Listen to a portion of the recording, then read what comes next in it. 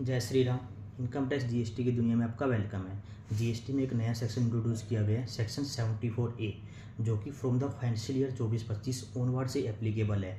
तो financial year 23-24 तक जो भी आपको नोटिस आ रहे थे related the financial year 21-22 financial year का कोई नोटिस आया, 22-23 या 23-24, उसके जो भी नोटिस आएंगे वो सेक्शन 73-74 में आएंगे। ठीक है, फाइनेंशियल ईयर 24-25 का कोई नोटिस आएगा या उसके बाद तो वो 74A में आएंगे। अब ऐसा नहीं है कि फ्रॉम द फाइनेंशियल ईयर 24-25 कि आपको ऐसा लग रहा हो कि 24-25 से कोई भी नोटिस आएगा वो 74A में आएगा, वो ऐसा नहीं है। फिर नोटिस आपका फाइनेंशियल ईयर का आता है कि 20-21 में आपने कम ज़्यादा आईटीसी क्लेम किया, आपने 23-24 में ज़्यादा आईटीसी क्लेम किया, तो नोटिस आपको फाइनेंशियल ईयर वाइज इशू किया जाता है बाय द जीएसटी ऑफिसर। तो फ्रॉम द फाइनेंशियल ईयर 24-25 का क्या मतलब है कि 24-25 का अगर डिपार्टमेंट आपको नोटिस इशू करना चाहता है वो 74A में आएगा। मान लो फाइनेंशियल ईयर 23-24 में आपने ज़्यादा आईटीसी क्लेम किया, उसका नोटिस गवर्नमेंट आज इशू कर रही है।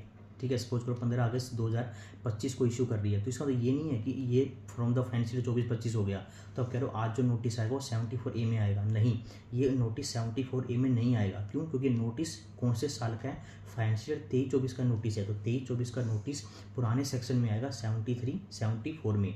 ठीक है, तो फाइनेंशियल 24-25 का कोई नोटिस है या आने वाले फाइनेंशियल में कोई भी नोटिस आएगा वो 74A में आएगा। तो 20-21, 21-22, 22-23, 23-24 इस फाइनेंशियल ईयर में ऑफिसर को लगा आपने आउटपुट कम पे किया, आपने आईटी से ज़्यादा क्लेम किया, वट में भी द रीजन, उसका नोटिस पुराने सेक्शन में ही आएगा। तो अब फ्रॉड का केस हो चाहे नॉन फ्रॉड का केस हो, दोनों में सेक्शन 74A एप्लीकेबल होगा। तो इसमें जो इंटीमेशन आती है इन फॉर्म DRC 01A वो सब सेक्शन 8 में आएगी अगर नॉन फ्रॉड का केसेज है, और फ्रॉड का केसेज है तो सब सेक्शन 9 में आपको क्या दी जाएगी? इंटीमेशन दी जाएगी। ठीक है, उसके बाद आपको DRC 01 आएगा, वो आएगा सब सेक्शन 1 में, सेक्शन 74A सब सेक्शन 1 में आपको DRC 01 में नोटिस आएगा। And what is the time limit for issuing of notice?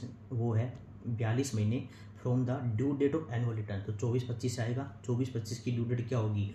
31 दिसंबर 2025। तो उससे में 42 महीने ऐड कर दो, तो उस टाइम तक ऑफिसर क्या कर सकता है? आपको नोटिस इशू कर सकते हैं। And what is the time limit for passing the order? That is within the 12 month from the date of issuing of notice. ठीक है, तो चाहे फ्रॉड का केस हो चाहे नॉन फ्रॉड का केस हो, दोनों केस में जो एनुअल रिटर्न की ड्यू डेट है 42 महीने तक ऑफिसर नोटिस इशू कर सकता है आपको, उसके बाद वो इनवैलिड माना जाएगा। जब नोटिस इशू कर दिया वहाँ से 12 महीने तक ऑर्डर पास करना मैंडेटरी है। ठीक है, ऑर्डर कौन से फॉर्म में पास होगा? DRC 07 में ऑर्डर पास किया जाएगा। तो ये नए सेक्शन में जो भी था वो मैंने आपको बता दिया। इससे रिलेटेड कोई भी डाउट हो तो कमेंट करके पूछ सकते हो। Thank you. जय श्री राम।